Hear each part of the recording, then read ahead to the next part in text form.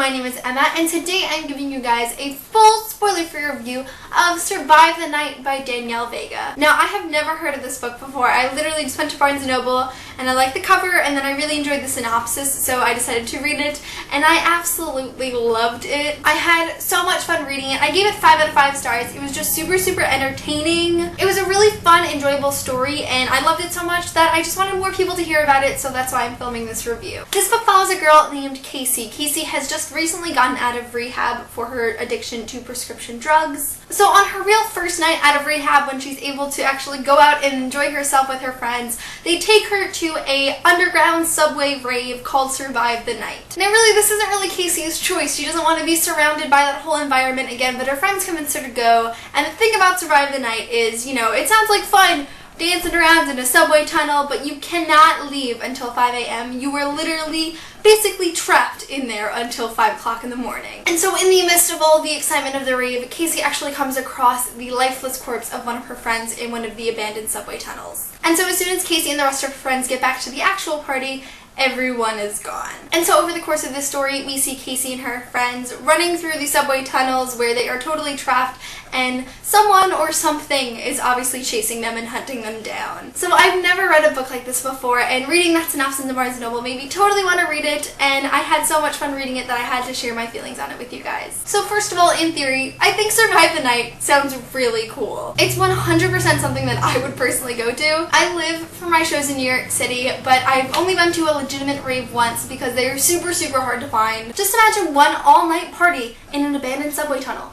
That sounds awesome! There's a ton of different rooms and themes to each of the different subway tunnels. Like, for example, at one point they're playing Paint Twister, where like instead of just putting your hand on like a circle on a sheet, there's paint, so it's Paint Twister, and it sounds so much fun, and I really want to do it one day. It totally reminds me of Skins, like the UK TV show. Like, this is totally something that Effie Stoneham would go to, and considering Effie Stoneham is my spirit animal, you'd probably find me there too. Concerning the writing, it wasn't the absolute best writing in the world. It's not that it was horrible, it just wasn't like Shakespeare, you know? There was nothing really special about it, nothing really stood out to me, but it didn't bother me while reading, so I don't really have a problem. It's one of those books where everything is seen like really clearly in your head, and it's kind of like watching a movie rather than reading a book, and those are some of my favorite books to read. Now, there's not a lot of characters that I really want to talk about because this book is more centered around the plot rather than the specific characters, but someone I definitely obviously want to talk about is Casey. I really love her as a protagonist. She's not like a lot of YA protagonists that I do read from. I'm used to reading all these good and proper and pure heroines of young adult, that reading from the point of view of somebody who sneaks out at night and does drugs is really refreshing to me. I also like how she's not totally sure of herself. She knows this crazy adventurous party lifestyle isn't good for her. I mean, she's already spent time in rehab for it,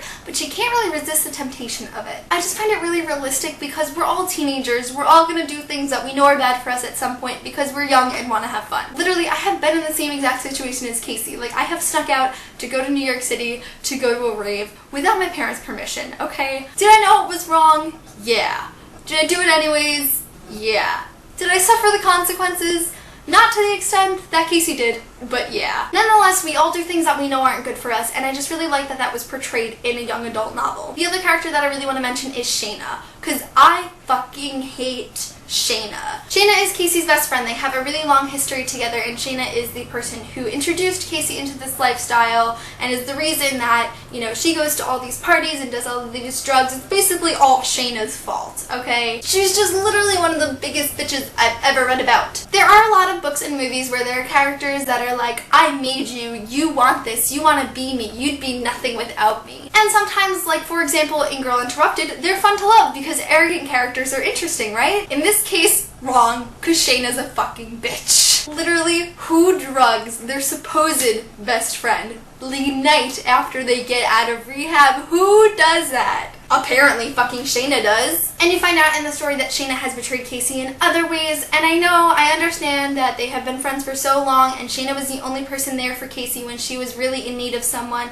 but regardless, that doesn't give you an excuse to be so mean to someone like this. While I do understand to a certain extent that a lot of teenagers might want to have the adventures that Shayna has, but that doesn't give her an excuse to be a shitty person, and I feel no pity for her. Now, when I first picked up this book, I was kind of expecting it to be more of like a contemporary, but like with a darker twist. It didn't really occur to me that it could be considered horror. I don't read a lot of horror. Like, this is my first legitimate horror novel that I've read, but To me, what I consider horror, this is pretty laid back. I mean, my experience with the genre pretty much just extends to movies, so I'm really not the expert. But when I think of horror, I think like creepy and scary. But when I think of Survive the Night, I think of suspenseful and thrilling, but that definitely doesn't take away from the horror aspects of the book. To me, the potential death of a character I love is more scary than like a monster story, so I wasn't really expecting to like lose sleep over it or be like super terrified, but I do think that horror lovers would enjoy this book. I also think the fact that I was expecting it to be more contemporary kind of put me off the horror bits a little bit. Like my mind was like subconsciously rejecting them because they felt out of place. Like something horror related would come up and I'd be like, what are you doing here? But again, I think that has to do with the fact that I wasn't really expecting it. If you went into this knowing that it was a horror novel, which I did not know, you might enjoy it more and the scary bits might be a little more scary. But altogether, that's mostly how I felt about the ending. No spoilers, I promise. I mean, I kind of had to reread the ending 2 or 3 times because I didn't understand what was going on. Okay, let's be real. I still have a very loose understanding as to what happened at the end of the book. But again, I'm going to attribute that to the fact that my brain wasn't really expecting like a horror type ending, so when it happened, my brain was just like, no. I don't know, I'm weird. But the fact that I didn't really understand the ending didn't really affect anything for me. I mean, I still thoroughly enjoyed the book, and after reading other people's reviews, like it kind of put things into perspective for me, but I really think it was just me that didn't really understand the ending. Again, I'm weird. But regardless of the little flaws I have with this book, I still thoroughly enjoyed it. This is the kind of book that you'd want to read when you're just looking for something entertaining and light and fun, not really when you're looking for something that has a ton of different layers and is much more complex. It's definitely not of the caliber of the YA that I generally read, but again, I still really enjoyed it. Not every single book I have to read has to be super complex and amazing. Sometimes it can just be fun, and that's what this book was. I gave this book 5 out of 5 stars, and I know I said that I had a few problems with it, but I'm super lenient with my ratings. Like, I gave this book 5 stars because it was a 5-star entertaining book. Do you know what I'm saying? But I hope you guys enjoyed this review. Leave a comment below if you have already read the book and what you thought of it, or if this review has maybe made you want to read it. Whatever you feel, please leave a comment below. No, don't do that. But that is it for this video, and I will see you soon for a new one. Bye!